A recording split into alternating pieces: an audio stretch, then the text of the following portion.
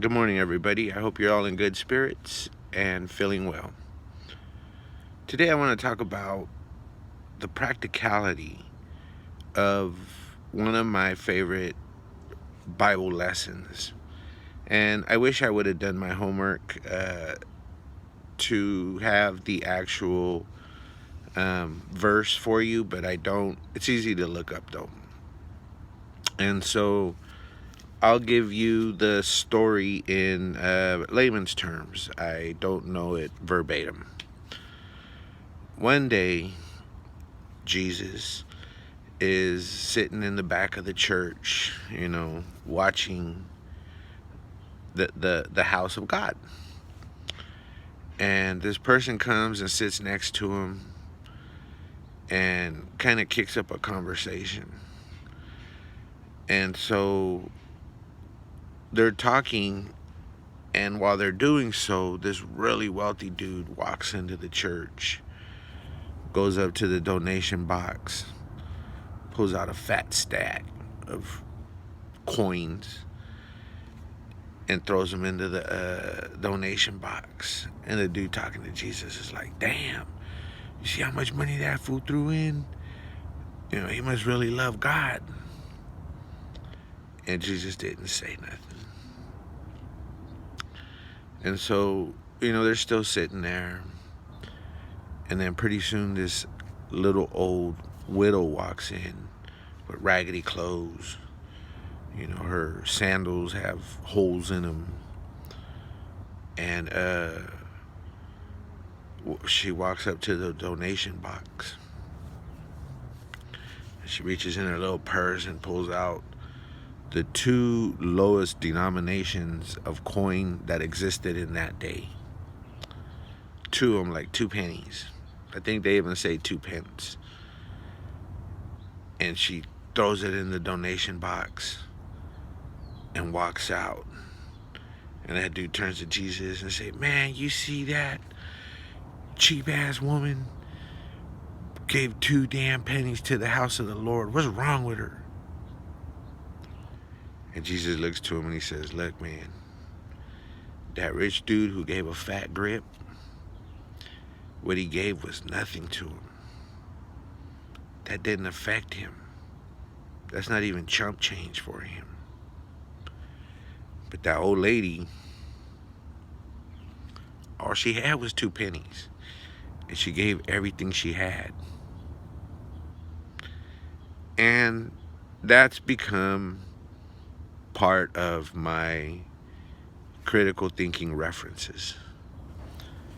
Critical thinking is someone says something and you don't just believe them because you want to believe them. Because you think they're somehow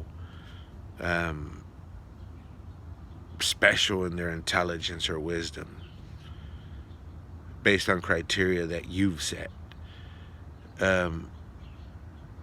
What you're supposed to do is use all your life experiences, everything you've read, everything you've seen, and run what you're thinking through that filter.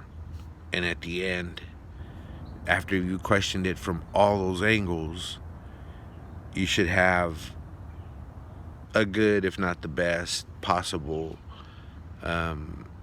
assessment of what happened or what you need to do, what the problem is, what's going on.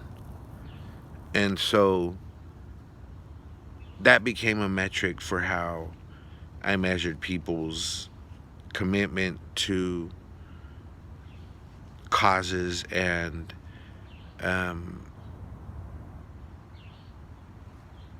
justice issues that they say they support. Do you have a lot, and you giving a little looks like a lot because you have so much?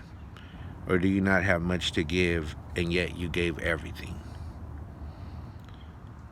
That becomes more important than the actual value, monetary value of what was given or donated. That helps you measure the sincerity of what's being said to you. Now everybody doesn't have to give everything. And, some people with a lot don't necessarily give the bare minimum. They might give a lot of the lot they have. Um, it hasn't happened, but my understanding is that, like, even Warren Buffett, who sometimes might be the richest man in the world, intends to give it all away. He doesn't want his kids to feel like they never have to work. And they'll get left enough that they never have to work, but he doesn't want that to be the eternal legacy. And so, most of it will get given away. And that's his example. There's also folks who don't have a lot and, but have a lot of time, and they won't give their time. So it's useful, and that story is a useful story to have when you're making decisions about what folks are telling you. You can corroborate that against how much they give. And again, it's not the hard monetary value of it. It's the relation to what they got.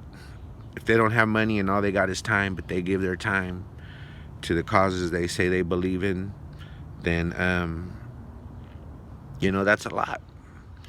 And I would say, again, it's not mutually exclusive. People always tend to say it's this one or that one, and not, degrees of each depending on the individual.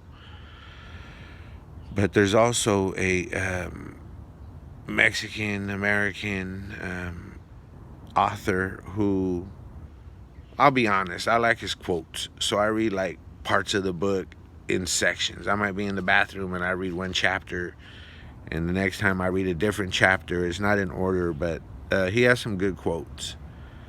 And his name is Carlos Castañeda.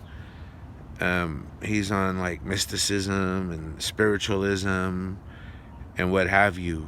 And he says that some people do things for profit and some people do things for their soul, to nurture their soul.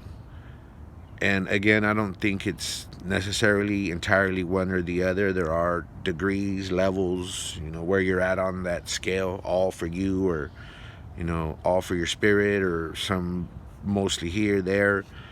That exists too. And I think that Bible lesson